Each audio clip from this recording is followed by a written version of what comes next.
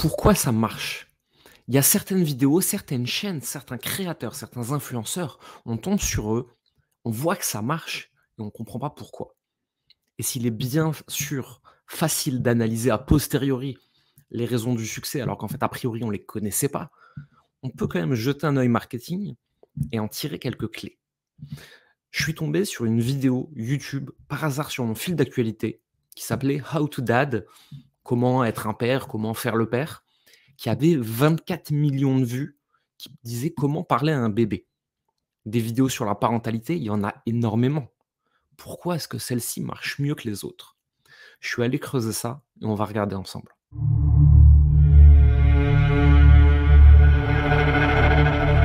Alors c'est cette chaîne sur laquelle je suis tombé, avec notamment cette vidéo, How to Talk to a Baby, comment parler à un bébé, qui a 24 millions de vues diffusées il y a 4 ans.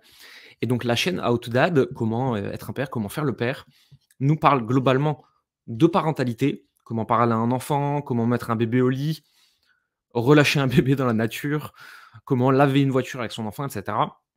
Et je suis allé creuser et donc on est sur un créateur de contenu qui diffuse des vidéos autour de la parentalité sur un ton humoristique et qui derrière a un lien vers une œuvre de charité qu'on peut aller regarder ici et qui aide en fait en Nouvelle-Zélande des enfants à accéder à l'éducation et à manger correctement, etc. Je ne suis pas allé regarder dans les détails, mais je voulais voir en fait s'il y avait quelque chose à monétiser ou pas. Il se trouve que non. Donc on va retourner sur cette chaîne. Déjà, la première chose moi qui me saute aux yeux, c'est qu'on n'est pas juste sur de la parentalité. Il y a énormément de contenu sur la parentalité sur Internet, et c'est normal, en fait, c'est un sujet d'époque, en fait, on se rend compte à quel point on sait rien sur l'éducation des enfants et on a envie d'apprendre. Mais la plupart du temps, c'est des psys et des éducs qui, certes, nous disent des choses importantes, intelligentes, intéressantes et documentées, mais en fait, c'est relativement imbuvable, c'est des gens qui se placent toujours en sachant avec un truc de supériorité, etc., et qui ont toujours la gueule du rôle. Ils ont la tête de l'emploi. Et là, d'un coup, je vois un homme qui parle de parentalité. Il était temps.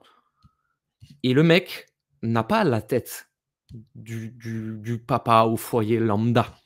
Il ressemble à un gros ours. Et dans l'inconscient collectif, on s'attend à ce qu'un gros ours soit un père pourri. Malheureusement, c'est des clichés, c'est des idées reçues, c'est lié à la masculinité toxique, à plein de choses comme ça, mais on ne s'attend pas à ce que le mec soit papa poule, quoi. Et on tombe sur ces vidéos où un mec qui ressemble à un golem nous explique comment être mignon avec son bébé et bien s'en occuper, et en fait, ça crée un contraste. Et ce contraste marche particulièrement bien sur Internet quand on crée du contenu, et peu importe le sujet. Pourquoi est-ce que moi, ce que j'ai fait jusqu'à maintenant a marché? Alors marché, pas en termes de visibilité, hein, je ne suis pas un youtubeur connu, loin de là, mais en termes de résultats clients et résultats de mes entreprises, tout simplement parce que des gens qui parlent de marketing, qui parlent de business, on s'entend à soit voir des gars en costard de 50 balais, soit voir des jeunes freluquets de 18 ans avec des Lamborghini à Dubaï. Sauf que moi, je vis dans un petit village français, je passe la moitié de mon temps en jogging, là j'ai encore mon scotch sur le nez, et vous voyez que je suis en train de faire ma valise derrière, et je m'en fous. Par contre, j'ai dédié 15 ans de ma vie au marketing. Je crée un contraste. Je suis là où on ne m'attend pas sur le personnage qu'on se représente dans ma tête d'un marketeur. Et ce mec-là fait exactement la même chose. Il est là où on ne l'attend pas. Ça crée un contraste et ce contraste attire l'attention. J'ai envie de savoir. Maintenant, la vidéo, elle dure 1 minute. On va aller regarder vite fait ce que ça dit. Une pub d'abord, bien sûr. Waouh, vous avez vu ça? Ah, une pub qu'on peut pas zapper en plus. Optimum, nos piles alcalines les plus puissantes. Elle donne aux appareils comme toi plus de puissance. Ça, les pubs qu'on peut pas enlever, c'est l'enfer sur Terre. J'ai rien contre les pubs, j'adore ça, j'adore les regarder, mais j'aime bien avoir le choix. c'est du bon boulot. On s'occupe de quoi maintenant? Duracell Optimum. Allez, casse-toi. Dernière génération de puissance. Oui, va-t'en. Can you say hi? Yeah, g'day and welcome to this instructional video on how to talk to a baby. Now, a lot of people think when you talk to a baby that you need to go like, oh, hello, how are you? Did you have a good sleep? Yeah. We're in reality, you know, they're just a human like us, so you can just talk like this. Hey, you're cool if we like just keep making these videos till you're like 20, yeah? That's a yes. Voilà, donc ici, le sujet abordé, effectivement, c'est est-ce qu'on doit parler à un bébé comme un bébé, genre, est-ce que t'as bien dormi, ou est-ce qu'on lui parle, en fait, normalement, comme un être humain, un être vivant, ce qu'on entend de plus en plus. Et là, ici, il fait des blagues, en fait, autour de « Est-ce que t'es OK qu'on continue à faire des vidéos comme ça ensemble jusqu'à ce que t'aies 20 ans ?» Il joue avec son enfant à la caméra. C'est rigolo. Après, il y a le sujet de est-ce qu'on expose son enfant contre son gré sur des vidéos YouTube qui vont faire 24 millions de vues. Ça, c'est un autre débat. Mais on a le gros golem qui fait des blagues avec son bébé. And you think, hey, you think these videos are funny, yeah?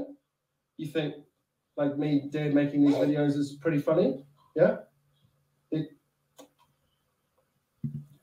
Voilà, là en plus, je sais pas comment il a préparé ça ou pas d'ailleurs, il est en train de dire à son enfant: «Est-ce que tu trouves que ces vidéos sont drôles? Est-ce que je fais bien? Est-ce que c'est marrant?» et cetera. Le gamin qui fait: «Non, non, c'est nul, casse-toi». That was how to talk to a baby. High five. That's it.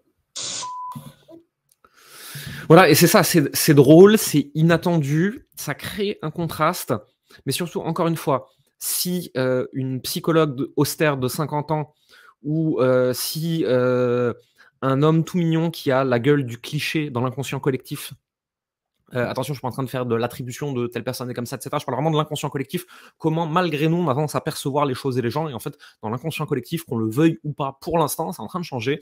Ce genre de mec, on s'attend pas à ce que ce soit un papa poule, en fait, hein, clairement pas. Et donc ça crée ce contraste, ça attire l'attention. Derrière le mec, il fait 2-3 blagues, il joue, il se prend pas la tête sur le décor, et ça, forcément, ça marche. Maintenant, on va regarder ensemble comment est-ce que vous pourrez tirer parti de ça aussi.